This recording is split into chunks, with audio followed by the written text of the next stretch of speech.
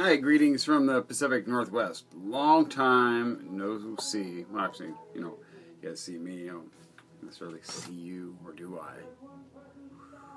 The magic of Big Brother watching out. Okay, I digress. Once again, I think I'm funny. I'm not as funny as I think I am. But, well, finally got some stuff worth showing. It's been a while. I haven't really found anything. We had a record show in Olympia, Washington today. It's always a pretty good show. Rainy Day Records puts it on. It was nice to see Steph. I know she don't watch my videos, but she's pursuing her master's degree. She used to work at Rainy Day, so it was nice to see her. So I'll say, just in case you say hi, Steph, again, nice to see you. Carol and I always like seeing her, so.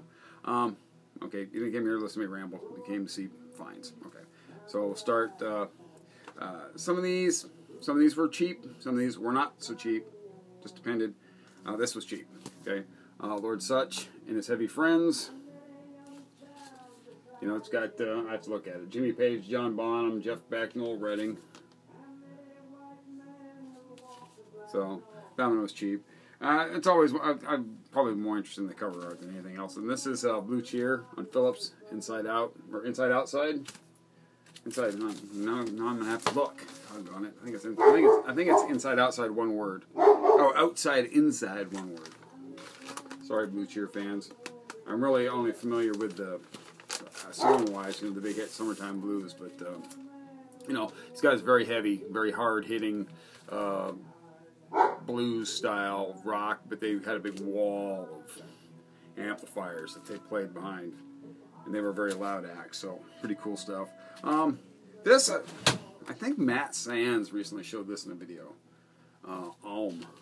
Bluesville. It's described as a mix of blues rock and some psychedelic rock, and the price was right on this, just a few bucks for that, so I thought I'd give it a shot.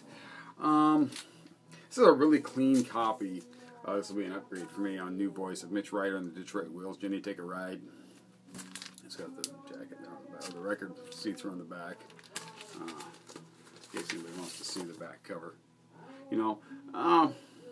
It's pretty much standard pop fare, but it's really clean copy. It's normally, anytime I see it, it's really beat up. I've seen a few copies in town here, in my little town, it's in the thrift stores, but it's really warped. So I just pass on those. Up close up of my face. Wow! Okay. That's pretty sad. It's disgusting. I'm getting to be an old man. What happened? What happened to my youth? Traded it for records, apparently. Cap. The Good Rats. And Endless Trip, anybody who's familiar with the book, and if you aren't, it's tough to find now, but if you find it, I'd get it, if you can find it. He describes, in one of the descriptions of this album, you'd swear that this is the guy in some street in New York, some alley, the guy who just sold you a bad spoonful of meth or something. I'd have to get the book out to remember the exact quote, but I thought it was kind of funny, kind of comical.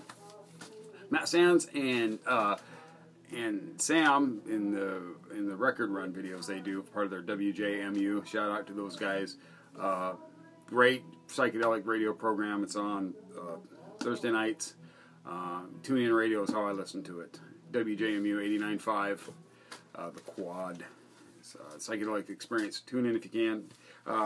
So Matt found some Dylan recently, and somebody else was showing Dylan. I just subscribed to his channel too, and I'm gonna blow this. But he's a cool guy. Happy Face 26, Sunny Face 26. Oh well.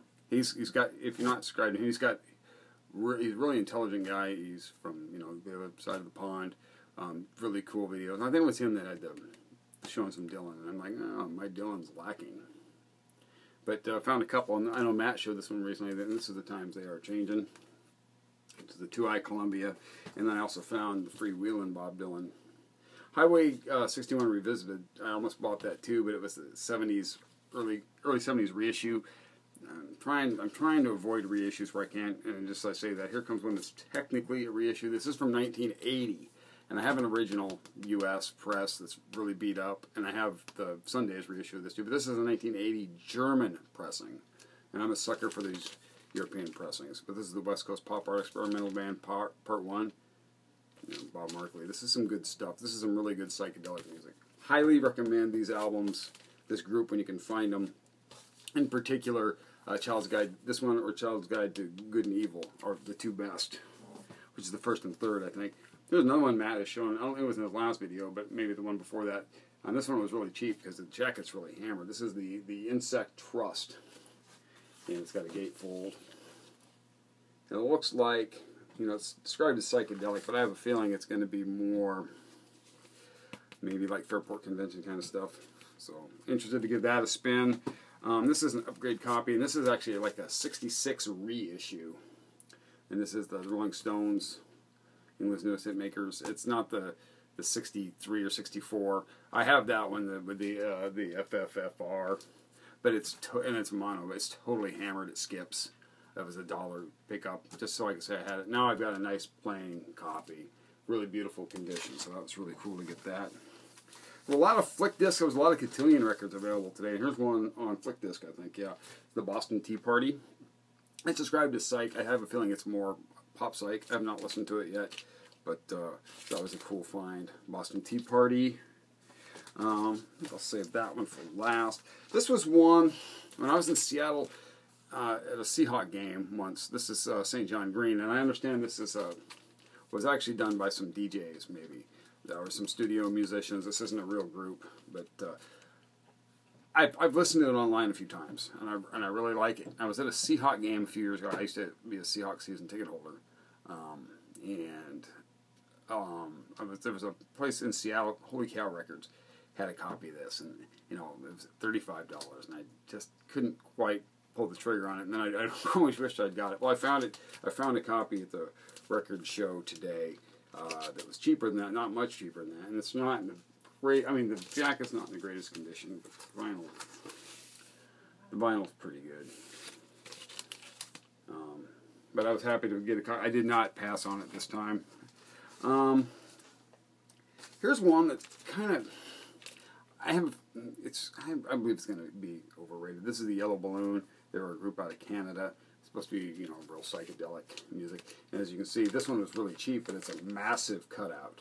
The cover is massively cut out. This was like $4. So, nice to say that I actually own this record now, because you look at it on Discogs and it's always $50+ you know, even in not such nice condition. The vinyl here is pretty good. Vinyl here is pretty real, not pretty good. It's really clean, but you know, it's a cutout, and it's not just a corner, man. They really went to work on that. You know, I guess they didn't pay attention to the old adage of measure twice, cut once. They just went ahead and went, hacked it off. Anyhow, and the last one, this is on Cotillion. This is a promo copy, and I was really glad to find this. This is Mr. Flood's Party. You know, it wasn't $5, but the price was pretty good on it. There's the back cover. As you can see, turn around, white label promo. Psychedelic music at its finest. Or so I'm led to believe. Anyhow, good to see you guys. Vinyl Finds. Been a while. Take care. Bye.